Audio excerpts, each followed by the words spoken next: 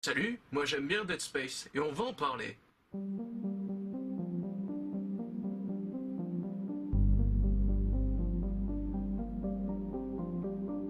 Dead Space fait partie des jeux qu'on appelle un survival horror. Et les survival horror, c'est vraiment pas mon truc. En fait, c'est surtout le sentiment de peur que je n'aime pas avoir, en fait. Pourquoi aimer Dead Space alors? Lorsqu'une œuvre qui se donne la peine de m'emmener dans son monde pour me faire comprendre de manière logique et cohérente que le style choisi est le plus approprié à la narration, alors je ne peux qu'accepter et me rendre à l'évidence que l'auteur a fait l'effort d'engager la communication avec moi. Là où dans certains films on use d'artifices pour surprendre, je préfère des films qui jouent vraiment de leur univers et de leur subtilité. En quoi Dead Space arrive-t-il à être subtil alors? Petite présentation du jeu.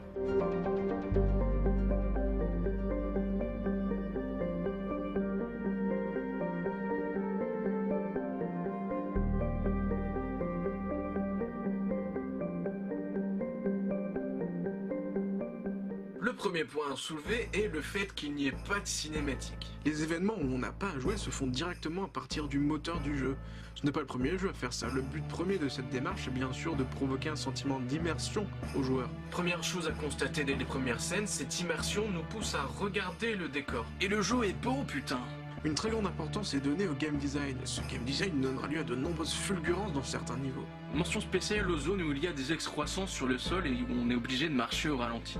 Quand on sait qu'on sera sujet à courir pour sauver sa peau de nombreuses fois, tomber là-dedans en pleine course, c'est vraiment pas la joie. Deuxième point, l'absence d'interface. Toujours dans le souci d'impliquer le joueur dans l'action, l'interface disparaît. Pas totalement. L'ingéniosité, c'est d'avoir allié interface, propre au jeu vidéo, et ce que j'appellerais une logique scénaristique, propre au cinéma cette fois-ci. De la cohérence, quoi.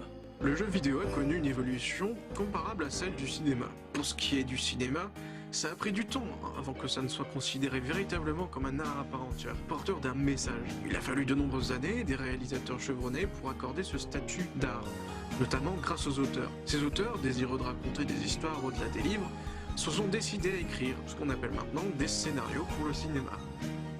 Pour le jeu vidéo, c'est plus ou moins le même schéma qui s'écrit. Lors de leurs premières apparitions, les scénarios de jeu n'étaient pas des chefs-d'œuvre. Sauver la princesse, se foutre sur la gueule, faire le plus de points. Bref, du divertissement, sans plus. Puis petit à petit, le jeu vidéo a commencé à emprunter des codes au cinéma, les phases de dialogue, les scénarios plus réfléchis, tout en conservant les interactions avec le joueur. Ce qui a donné le droit au QTE, aux choix moraux. Cette évolution du jeu vidéo s'est faite en même temps que le public grandissait, sachant que d'autres attentes amèneraient à de nouvelles manières d'appréhender le jeu vidéo. Notons aussi que cet angle de caméra qui se concentre sur le perso nous pousse à regarder plus en détail les décors. La barre de vie se situe dans le dos du personnage, ce qui pousse la caméra à prendre un autre angle de vue et à mieux comprendre la physique de notre personnage, et, a fortiori, mieux être le personnage. Il en va de même pour les munitions, l'inventaire directement visible depuis les armes ou bien l'armure. Troisième point, les armes. Parlons-en des armes et de l'armure. Ce qu'il y a de formidable avec les univers fantastiques et ceux de la science-fiction, c'est les armures. Ce qu'on aime, c'est d'avoir la classe, et être stylé quand on se bat. Avoir des bonnes stats, on s'en fout, tant qu'on peut faire des poses de beau gosse. Mais quand en plus le gameplay s'allie avec l'artistique et le choix de design des armes... Bon, on reprend nos esprits 5 minutes. Isaac a sur lui une armure qui s'appelle le Rig. Cette armure est munie, d'emblée, par une réserve d'oxygène qui se remplit d'elle-même au contact de l'air. Et, plus tard, d'un module de stase qui sert à ralentir les objets. Avec notre première altercation avec la forme de vie extraterrestre qui se trouve sur le Ishimura, on a enfin entre les mains notre première arme. J'ai nommé le cutter plasma. Autre chose, on remarque une inscription au sang sur le mur nous disant of violence. Traduire par Tranchez-leur les membres. La suite de ce que je vais vous dire devrait vous faire comprendre pourquoi Dead Space est un bon jeu. Les aliens que nous rencontrons sont munis d'excroissance dont il faut se débarrasser afin de venir à bout de ces derniers. Là où certains jeux vous encourageraient à vous munir de blindes de munitions pour tout décharger dans le premier venu, Dead Space veut que vous analysiez vos ennemis afin de trouver l'arme qui sera la plus susceptible de le faire tomber le plus rapidement. Plus d'une fois, je me suis retrouvé dans la situation où j'étais trop avancé dans le jeu, que je n'avais plus de munitions et que j'étais loin d'un espace de ravitaillement. Pour gagner, plein d'éléments sont donc à prendre en compte. Vos munitions, la faiblesse des ennemis, leur nom, leurs mouvements, tout ça dans un climat de tension perpétuelle. Le jeu n'essaie pas non plus de vous prendre de court sans cesse. Aussi, plusieurs éléments sont mis à votre disposition afin de vous faciliter la tâche. D'une part, la fameuse stase qui ralentit les ennemis, et de l'autre, la télékinésie sont donc mis à votre disposition. Non content d'avoir en votre sein un arsenal de guerre, ces armes sont munies d'un différent type de tir, utiles ou non contre certains ennemis. Il ne tiendra qu'à vous de choisir les armes qui vous convient le mieux, mais aussi de les améliorer à raison.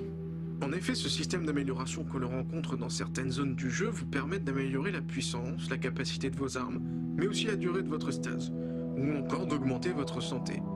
Là où vous aurez besoin de crédit pour acheter les munitions, les armes et même les différents types d'armures, des points de force seront nécessaires à l'utilisation pour monter de niveau vos objets. Des points à répartir judicieusement, le système fait un peu penser aux sphériés dans Final Fantasy X. Des points neutres seront à souder afin d'accéder aux éléments voulus. À vous de choisir si une augmentation de santé sera plus intéressante qu'une balle de plus dans votre chargeur, ou bien 10 secondes à ajouter à votre réserve d'oxygène. C'est avec tous ces éléments qu'il faudra compiler pour sortir indemne de cet enfer. Dernier point, le level design. En parlant de réserve d'oxygène, s'il y a un boulot qui a été bien rempli dans Dead Space, c'est le level design.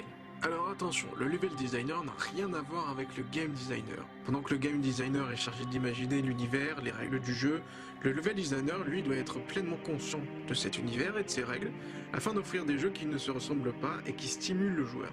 Là où je ne supporte pas l'idée qu'un jeu me dicte où aller et quoi faire, je n'aime pas non plus quand un jeu me laisse faire tout ce que je veux alors qu'une trame scénaristique doit être suivie.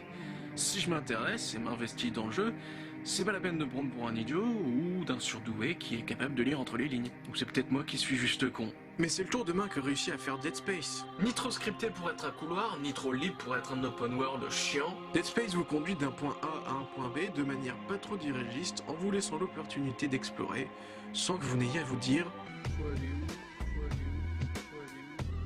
Notamment grâce à l'aide d'un GPS qui est intégré à votre armure. Une fois encore, on notera que de tels éléments qui pourraient encombrer l'écran se retrouvent incorporés à votre personnage. Bref, le level design. Les phases qui m'ont fait briller les yeux parce qu'elles étaient les mieux exploitées sont les phases sans air et sans gravité.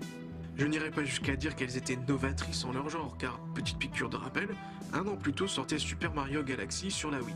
Je dirais plutôt que dans le contexte donné, celui d'un vaisseau spatial ravagé par une race alien inconnue, ces phases offrent de nouvelles possibilités de nous émouvoir.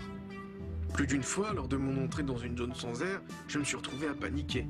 Plus aucun son ambiant, juste le minuteur de votre réserve d'oxygène qui diminue à vue d'œil, Isaac qui commence à suffoquer lorsque cette même réserve commence à diminuer, une panique qui s'empare de vous quand vous savez que vous avez un objectif à remplir, mais qu'il faut aussi affronter des ennemis.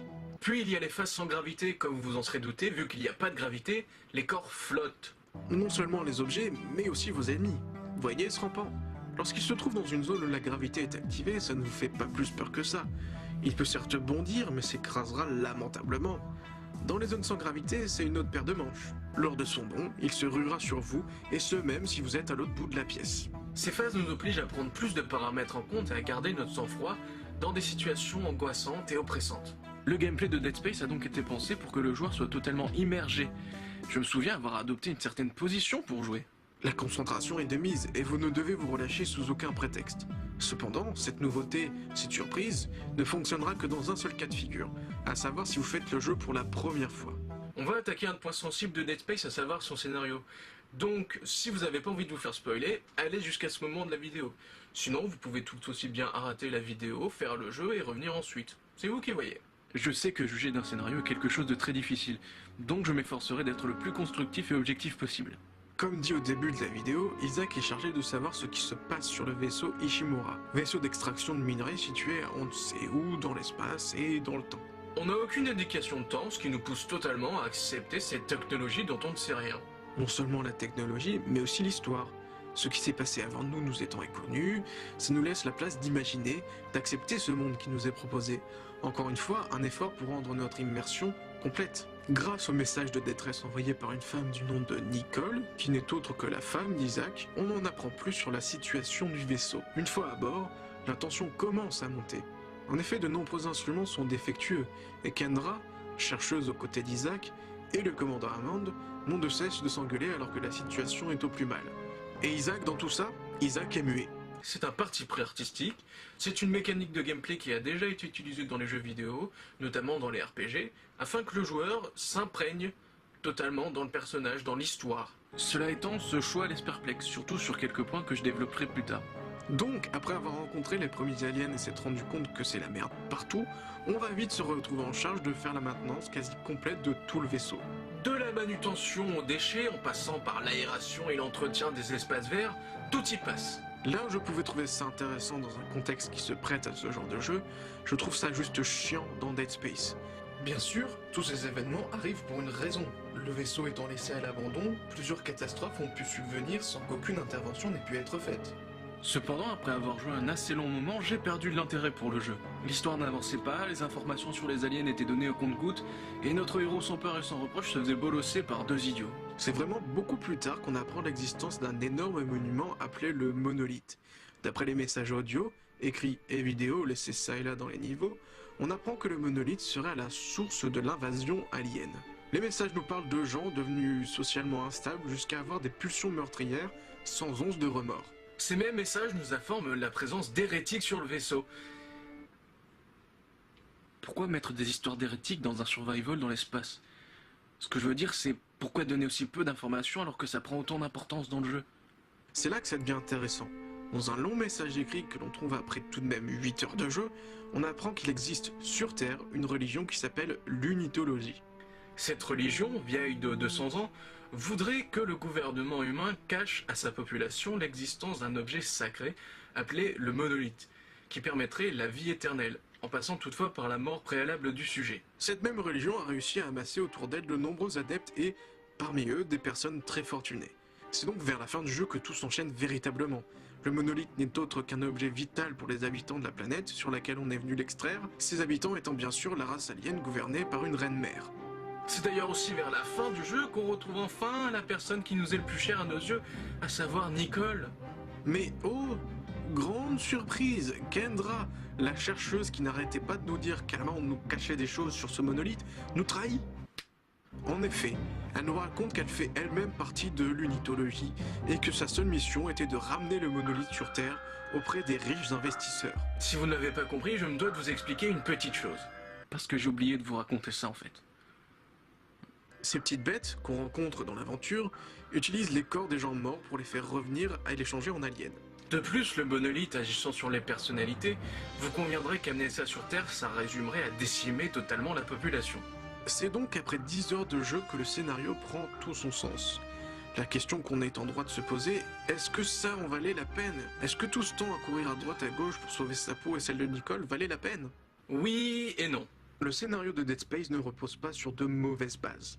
Le problème est que ces bases n'ont pas été développées et ont été aussi trop exploitées dans d'autres médiums. Beaucoup de films reposent sur l'idée d'un twist final qui vous fait comprendre l'entièreté du film, un twist qui vous amène à vous dire que tout est lié et qui, s'il est amené de manière originale et réfléchie, apportera une vraie valeur au film, ou au jeu en l'occurrence. Par contre, même si ces mécanismes semblent offrir une liberté de création conséquente, il faut faire attention à ne pas tomber dans le prévisible. Nombre d'auteurs seraient tentés de faire en sorte que leur histoire, qui peut leur paraître tourner en rond, se voit offrir un twist. Combien de films sont dotés d'un twist qui ne fait qu'accroître leur manque d'originalité? C'est un écart facile dans lequel il ne faut pas tomber et un dosage qu'il faut savoir maîtriser. Dead Space tombe malheureusement dans cet écart. Non comptant la trahison de Kendra, les autres personnages nuisent à l'histoire par leur personnalité inexistante. En effet, on a le commandant Hammond, fier soldat un peu veiné qui se fiche de toutes ces histoires, il a des ordres, il y obéit, sans se poser de questions. Kendra, qu'on va venir à des kilomètres à force de tout remettre en question jusqu'à l'autorité même d'Hammond. Nicole, ersatz de la princesse sans défense qu'il faut sauver car elle n'est pas capable de se défendre seule. Pareil pour les scientifiques fous, l'un repenti et l'autre totalement acquis à la cause des aliens, du fait de son endoctrination. Et le pire de tous, on a Isaac. Quoi? Tu n'aimes pas le personnage principal alors qu'il est trop stylé? Oh, on se calme. Non seulement je vais expliquer, mais en plus je vais mettre en image. Rappelez-vous, j'ai soulevé un point assez important étant le mutisme du protagoniste. En quoi est-ce un problème à sa personnalité? Prenons cet exemple tout simple. Lors de l'acheminement du monolithe jusqu'au point où il a été retiré, Kendra, qui nous a enfermés dans une prison de verre, nous fait savoir qu'en fait Nicole est morte depuis tout ce temps. Les apparitions de Nicole ne sont en fait que des hallucinations. Kendra nous fait passer un message vidéo, le même que celui que nous voyons au tout début du jeu où on voit Nicole. Cette fois-ci, on visionne le message dans son intégralité et on y voit Nicole qui se suicide. Suite à cela, Isaac, dans un mouvement de désespoir, frappe sur le carreau, sans un cri, sans un mot. Pourquoi cette réaction, tout ce qu'il y a de plus naturel, ne m'a pas touché? Le souci est qu'à aucun moment je n'ai pu m'attacher au personnage d'Isaac, et ce à cause d'un grand nombre de choses. D'abord, revenons sur ce mutisme. Un exemple des plus flagrants d'un personnage doté d'une grande personnalité, Link, de The Legend of Zelda.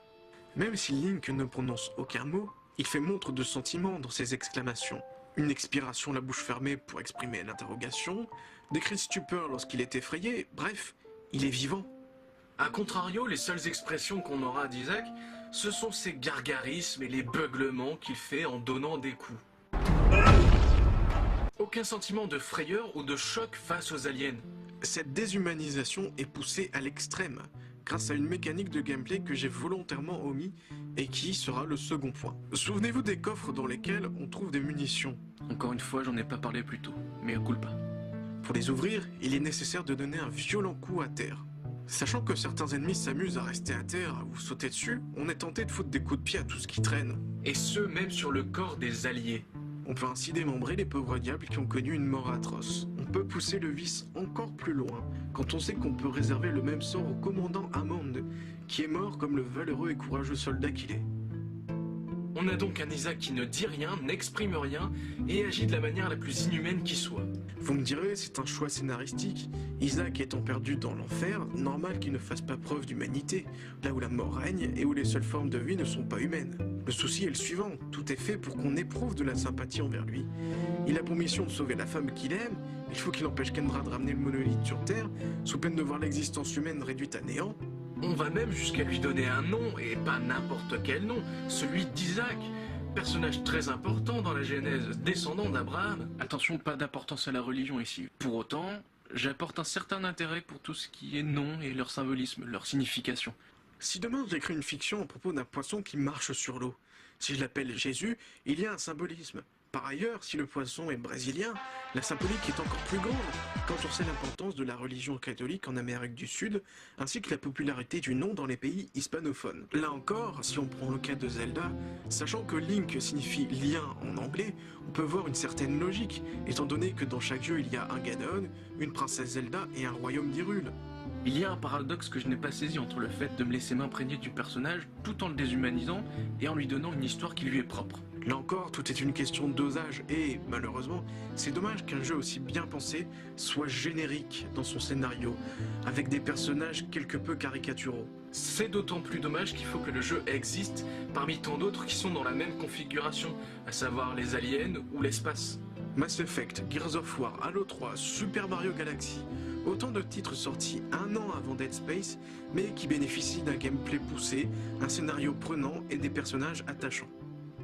Notez aussi que la même année que Dead Space sortaient les deuxièmes volets de Gears of War et Left 4 Dead. Une concurrence assez rude, deux franchises déjà devenues des classiques. En conclusion, Dead Space est-il recommandable? Oui, et plutôt 2 fois qu'une. Malgré un scénario déjà vu et des lacunes au niveau du développement scénaristique et des personnages, Dead Space est un très bon jeu. Ces quelques lacunes n'entament en rien l'expérience du jeu. Au contraire, en s'inspirant de ses prédécesseurs ainsi que du florilège de films traitant du même sujet, Dead Space a toutes les cartes en main pour proposer un jeu de bonne qualité. Non content son gameplay innovant, le jeu brille par ses graphismes incroyables et sa bande-son à couper le souffle. Les symphonies rythment parfaitement les moments de jeu et les atmosphères sont baignées dans un sound design intelligemment effrayant. Dead Space, c'est la valeur sûre d'un jeu qui saura à la fois vous émerveiller et vous terrifier. Cette vidéo est maintenant terminée et pour finir en beauté, j'ai envie de vous offrir le jeu Dead Space en question.